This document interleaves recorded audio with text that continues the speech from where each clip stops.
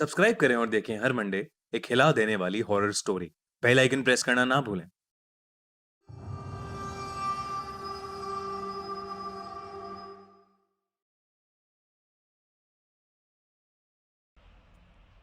Mister और Mrs Williams अपने बेटे जूड के साथ एक नए घर में शिफ्ट हुए थे। जूड 2 महीने पहले घर में अकेला था जब घर में एक रॉबरी हुई थी और रॉबर्स ने उसे डंडे से मार मार कर बेहोश कर दिया था। उस दिन के बाद से जूड बहुत डरा डरा रहता था और उसने बोलना बंद कर दिया था। मिस्टर और मिसेस विलियम्स ने सोचा कि उन्हें उस घर को छोड़ देना चाहिए, क्योंकि उस घर में रहकर जूड कभी नहीं भुला पाएगा कि उसके साथ क्या हुआ।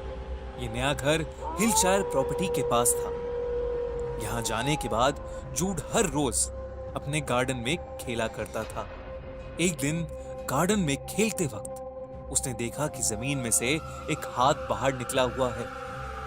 उसने जब जमीन को थोड़ा सा खोदा तो उसे वही भ्रम्स डॉल मिली, जिसका कभी ग्रेटा ख्याल रखा करती थी। जूड ने फैसला किया कि वो इस डॉल को अपने पास ही रखेगा। उसने भी भ्रम्स का उसी तरह से ख्याल रखना शुरू कर दिया। वो हर रोज उसे एक गुड नाइट किस देकर सुलाता था।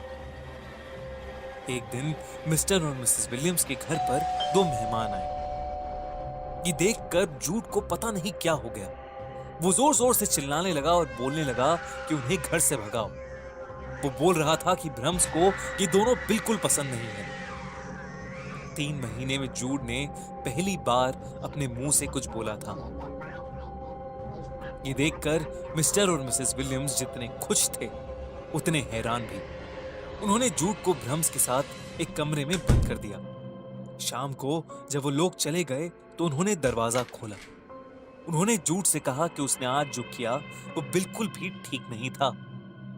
जूड ने कहा कि भ्रम्स अब उसका एक अच्छा दोस्त बन गया है और वो नहीं चाहता था कि घर में कोई और आए। इस बात को कुछ दिन बीत गए। उनके घर कोई नहीं आया, लेकिन उस एरिया में फिलिप्स नाम का एक आदमी हर हफ्ते सप्लाईज लेकर आने का काम करता था। इस बार जब वो आया तो मिस्टर और मिसेस विलियम्स ने उसे इस नई जगह के बारे में पूछा। फिलिप्स ने हिलशायर फैमिली की हिस्ट्री के बारे में बताया। उसने बताया कि उनका एक बेटा था जिसका नाम भ्रम्स था, जिसकी आत्मा हिलशायर्स के घर की दीवारों में छुप कर रहती थी। हिलशायर कपल एक डॉल को अपने बेटे की तरह मानते थे, लेकिन जब उनका सच बाहर आया तब उन्होंने पानी में कूदकर आत्महत्या कर ली। मिस्टर और मिसेस विलियम्स को ये जानकर हैरानी हुई कि उनका बेटा भी अपनी डॉल को एक इंसान की तरह ट्रीट करता है और उसने भी उसका नाम भ्रम्स रखा है। एक दोपहरी जब जूड सो रहा था तो उन्होंने उस डॉल को फिलिप्स को दिखाया, लेकिन जैसे ही फिलिप्स ने उस डॉल को देखा घर की लाइट्स फ्लिकर करने लगी। जूड अपनी नींद से जग गया। वो तेजी से कमरे के बाहर आया और उसने भ्रम्स को फिलिप्स के हाथ से छीन लिया।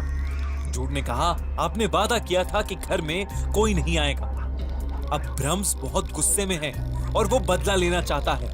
तभी उस डॉल का मुंह खुला और उसके मुंह से काले रंग के बहुत सारे कीड़े निकलने लगे।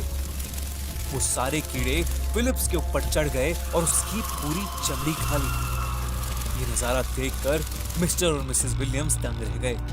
उन्होंने जूड की तरफ देखा, क्योंकि फिलिप्स की लाश को देखकर हंस रहा था।